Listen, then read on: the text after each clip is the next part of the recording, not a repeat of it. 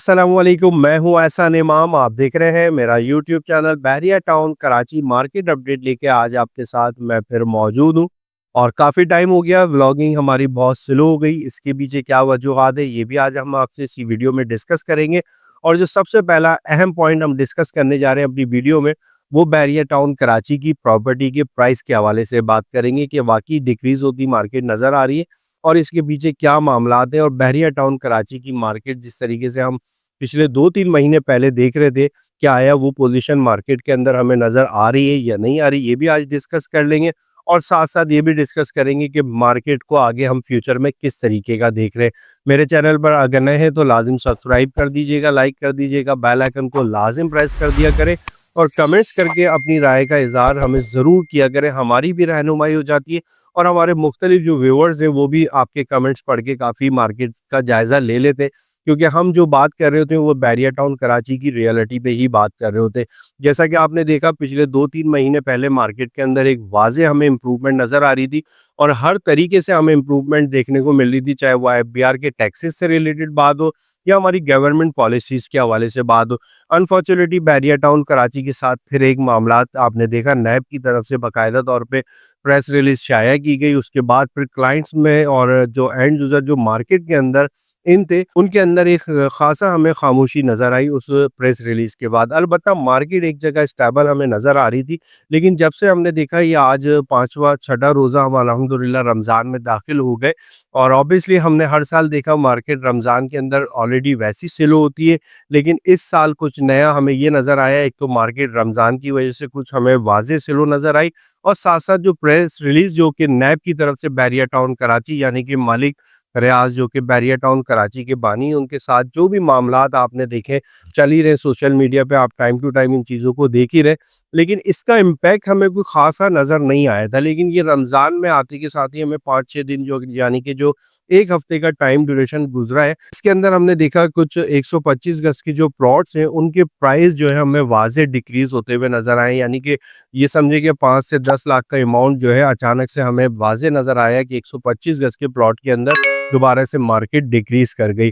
और बहुत सारे लोग ये कह रहे थे कि मार्केट एक जगह स्टेबल है और हमने भी अपने लास्ट मेरा एक कंटेंट आपने देखा होगा मेरे चैनल पर, तो मैंने उसके अंदर बाकायदा तौर पे हमारे तमाम वो क्लाइंट्स और इन्वेस्टर को मैंने बड़ा अप्रिशिएट किया था इस बात पे कि जो कि आपने एक अच्छा स्टेप लिया हुआ था कि अपने प्लॉट्स को मार्केट के अंदर फौरी तौर पे सेल के लिए नहीं निकाला। और अगर आपने कोई अपनी इन्वेंटरी को सेल के लिए निकाला भी तो जो प्राइजेस पहले थे वो उन्हीं प्राइजेस के अंदर आपने सेल के लिए चीज़ों को मार्केट में निकाला था। और निकालने के बाद मार्केट में एक पॉजिटिव साइन जो हमें नज़र आ रहा था वो मार्केट स्टेबल नज़र आ रही थी। लेकिन कुछ चंद प्लॉट अभी हमने देखे 1 हफ्ते के टाइम ड्यूरेशन के अंदर, फिर कहूँगा रमज़ानुल मुबारक के महीने के अंदर कुछ लोगों ने अपनी इन्वेंटरीज़ को मार्केट के अंदर सेल के लिए निकाला है। और सेल जब वो करने के लिए निकाला तो उनकी बाइंग है, ज़ाती तौर पे मैं आपको बता रहा हूँ जितनी कि उन्होंने वो चीज़ ली हुई है, उन्होंने अल्टीमेटली अब जो डिमांड करी है वो 5 से 10 लाख रुपए नीचे की डिमांड करते हुए अपनी मार्केट में इन्वेंट्री को सेल के लिए निकाल दिया है। और ये टाइम बनता भी नहीं था। इस टाइम पे आपने अपना होल्ड करना है चीज़ों को, एक पेशेंस का काम है। हमने हमेशा आपको यही मोटिवेट किया है कि बैरिया टाउन कराची में जब भी आप कोई प्रॉपर्टी खरीदते हैं या आप बेचते हैं तो आपको एक बड़ा पेशेंस चाहिए होता है, एक कंट्रोल चाहिए होता है। ऑब्वियसली एक नई सोसाइटी है, उस नई सोसाइटी के अंदर बहुत सारी चीज़ें हमें फेस करने को मिल रही होती हैं। और जैसे कि आपने देखा बैरिया टाउन कराची में 10-12 साल का अरसा जो इस सोसाइटी को बने हुए हुआ है, इसके अंदर तकरीबन कोई 7-8 बार जो है बैरिया टाउन कराची के साथ मुख्तलिफ टाइम पे हमने देखा, कभी कोई मार्केट में अलग किस्म का कोर्ट की तरफ से नोटिफिकेशन आ जाता है, कभी कोई नैब की तरफ से कोई नोटिफिकेशन आ जाता है या कोई एसबीसी से रिलेटेड कोई ना कोई नोटिफिकेशंस हमें मार्केट के अंदर नज़र आ रहे होते हैं। ये जैसी नोटिफिकेशंस आते हैं तो ऑब्वियसली मार्केट एक दोबारा से सर्कल रुक जाता है चलता हुआ। तो ये जो सर्कल हमें बार-बार रुकता हुआ नज़र आता है, इसके अंदर आपका एक जो स्ट्रॉन्ग डिसीजन होता है ना, वो एक बड़ा मार्केट में कामयाबी का एक सबब बनता है। वो इसलिए बनता है कि बेसिकली जो भी चीज़ें हो रही हैं, जो मामलात हो रहे हैं, ये टाइम टू टाइम आपने देखा ये सही भी हो जाते हैं। और हमारा यकीन भी यही होना चाहिए कि ये इंशाल्लाह जो भी चीज़ें, जो मामलात हैं, ये कुछ टाइम के लिए आते हैं। और ये क्यों आते हैं ये आप मुझसे ज़्यादा बेहतर जानते हैं, क्यों हो रही होती हैं ये चीज़ें। एक ऐसी डेवलप सोसाइटी जो कि टोटल इंटरनेशनल लेवल पर आपको बाकायदा तौर पे एक अच्छा लाइफ़स्टाइल प्रोवाइड कर रही है, उसके बावजूद इतनी चीज़ें आ जाना और इतनी चीज़ें आने के बाद अचानक से सोचना कि शायद बैरिया की मार्केट दोबारा से गिर जाएगी, तो ऐसा हरगिज़ नहीं होना। अलबत्ता ये मामलात अभी भी मैं आपको फिर कहूँगा, अगर कोई आप प्रॉपर्टी परचेज़ कर रहे हैं यहाँ पर या करना चाहते हैं, तो आपको इन चीज़ों को फेस करना पड़ेगा। ये आपके ज़हन में चीज़ें होनी चाहिए। अगर आपके पास होल्डिंग पावर है, तो आप बहरिया टाउन कराची में बाइंग करें। अगर आप समझते हैं मेरे पास होल्डिंग पावर नहीं है, मेरा पेशेंस बहुत कम है, तो आप बिल्कुल भी बहरिया टाउन कराची की तरफ आने की ना सोचें, क्योंकि बहरिया एक नई सोसाइटी है और बहरिया जैसी सोसाइटी पूरे पाकिस्तान में आपको पता ही है, ऐसी सोसाइटी कोई भी मौजूद नहीं है।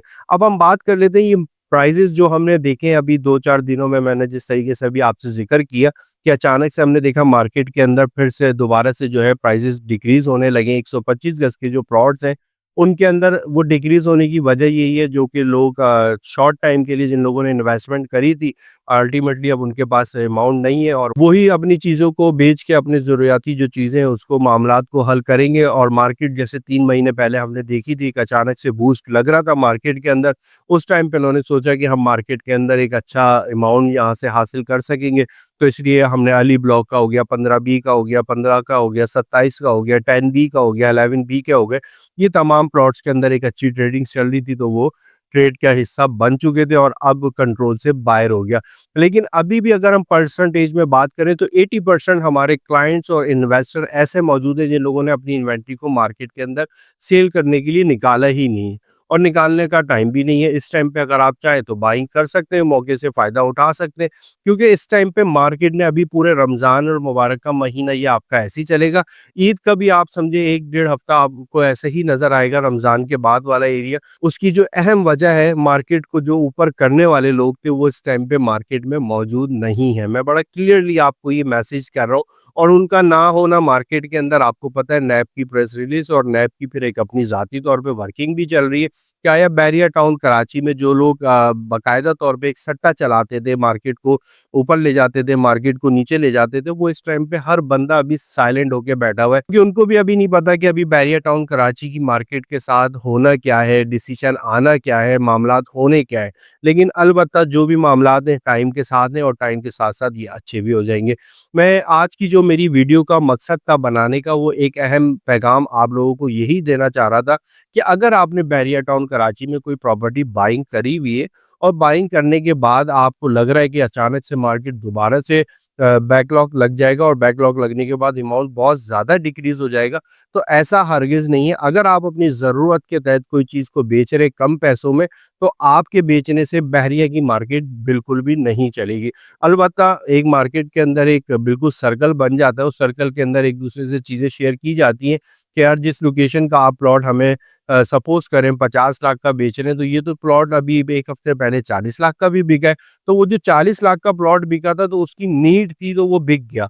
उसको ज़रूरत थी तो उसने बेचना था, उसने 10 लाख कम करके बेच दिया। अगर आपको नीड नहीं है तो आपने नहीं बेचना, अगर आपने बेचना है तो आपने जो अमाउंट आपने मेंशन किया हुआ अपना 50 लाख 52 लाख रुपए, तो आप अपने अमाउंट पे बरकरार रहें। आपके बरकरार रहने से बहरिया टाउन कराची की मार्केट भी बरकरार रहेगी। बहरहाल मैं आपको फिर मोटिवेट करूँगा, बहरिया टाउन कराची की मार्केट से घबराना नहीं है, वेल पोज़ीशन है।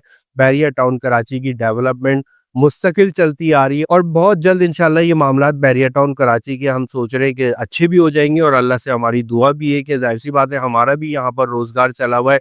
आप लोगों की भी एक अच्छी भारी इन्वेस्टमेंट यहाँ बहरिया टाउन कराची में मौजूद है।